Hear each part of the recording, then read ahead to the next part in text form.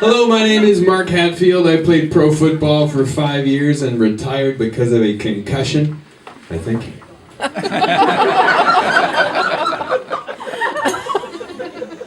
I've been lucky to have no long-term effects. Hello, my name is Mark Hatfield. No long-term effects. I am now a retired CFL football player. I know what you're thinking. That guy is living on Easy Street. Actually, I am living on Redo Street. I'm also married with children. Secret to a great marriage when you got kids is once every couple weeks you get a babysitter and you go on date night. I've had some amazing evenings with my babysitter.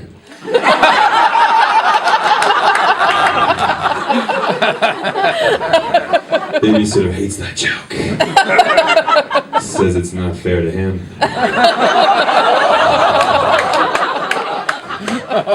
You look like a happy couple. Are you two married? You are? To each other? Is it serious? Has she taken you to HomeSense? Oh my.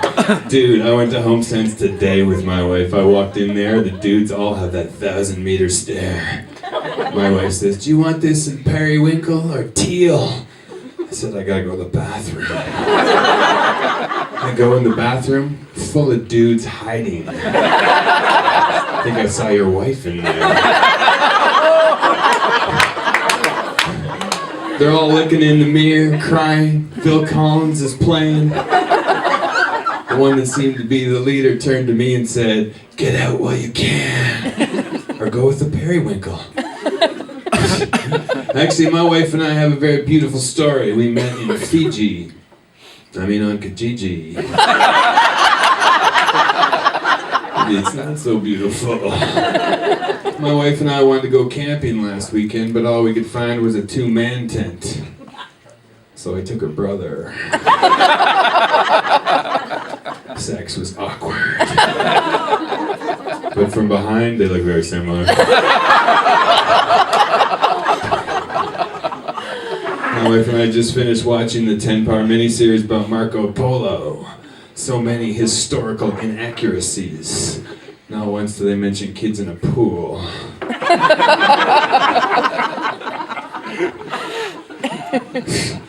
When you got kids, you gotta learn to make sacrifices. So I bought a goat. That took a while. Put your mind out of the gutter. I cut its head off. And then I realized that's the wrong kind of sacrifice. And I felt stupid. But my crops were very bountiful that season. You got little kids, every night's the same. 7:30 p.m., bubble bath with toys. 8:30 p.m., get out of the bath, find the kids.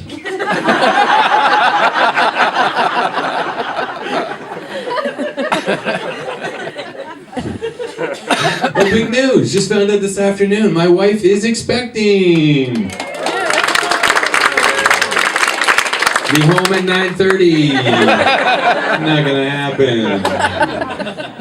I took a first aid course for parents, and when the instructor was telling us what to do when children get food caught in their throat, he looks at me and he says, "You ever have any trouble choking kids?" I said, "No, I use 2 hands to choke my kids." My wife and I recently got back from a 2-week vacation with our 3 sons, and my wife says to me, "Mark, we have so many little boys in our life, we're just missing one thing." I said, "Netflix?" She said, "Vasectomy," which is more nutfix than Netflix. I said, "Baby, I love my balls way too much." And she said, "You are so egotistical." You're gonna use that word tomorrow. So I go in for the procedure, and I'm lying there on the table, and the doctor's got my ball sack up in the air, and he's shaving it off. The hair, not the ball sack.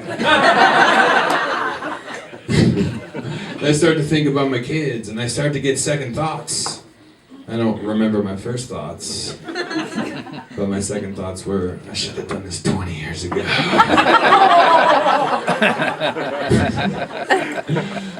Don't get me wrong, I love my kids very much. In fact, if my wife ever wanted a divorce, all I'd ask for is joint custody. She could have everything else as long as I get the joints. That's how I cope with parenting. Hello, my name's Mark Hatfield. I play pro football.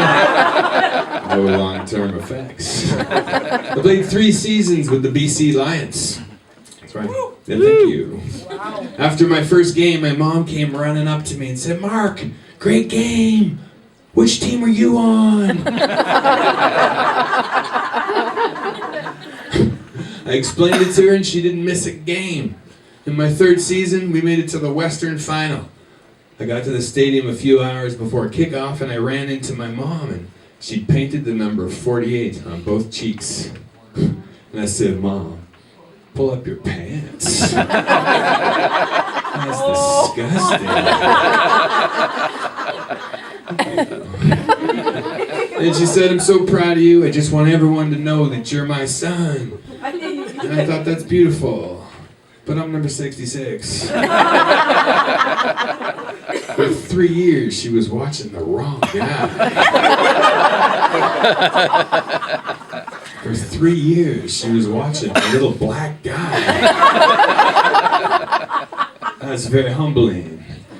Pro football players are anything but humble. In fact, I know a guy that even today carries around a stack of his own football cards and hands them out to people he wants to sleep with. There you go, sir.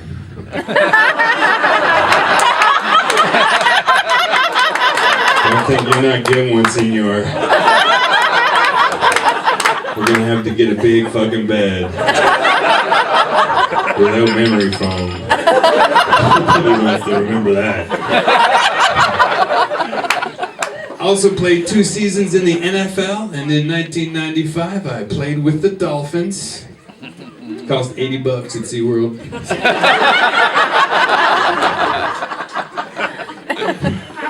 '96, I was with the Detroit Lions. Other players on the team were not happy to have a Canadian there. So on my first day, this big dude, John Randall, comes up to me and he says, "Hatfield, you're a dead man." From Canada, right? I'm not going to take that shit. So I got all up in his face and I said, "Sorry about that." Pulled his jersey over his head, shoved Timbits up his nose. People always ask me when I found out I played pro ball, they always say, "Hey, you ever date any cheerleaders?" There's always a strict no dating the cheerleader policy, so I never dated any cheerleaders. Slept with them all. Cheerleaders have the best bums. Even the girls. A lot of young kids dream of playing pro ball, but they just don't have what it takes. Or they just don't have a doctor to prescribe it.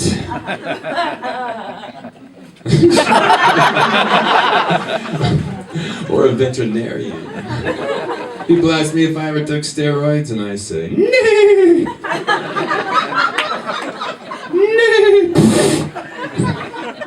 Before pro football was university football, which was very hectic because in addition to football, you have essays, projects, assignments.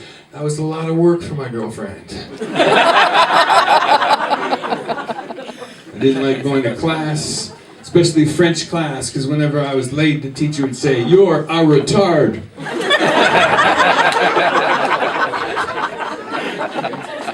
Whenever I brought in my large pet seal, she'd say, "You're a gross fuck." But football made me the man I am today. That's why I teach young kids, play soccer. Hello, my name is Mark Hatfield. No long-term effects. Thank you very much.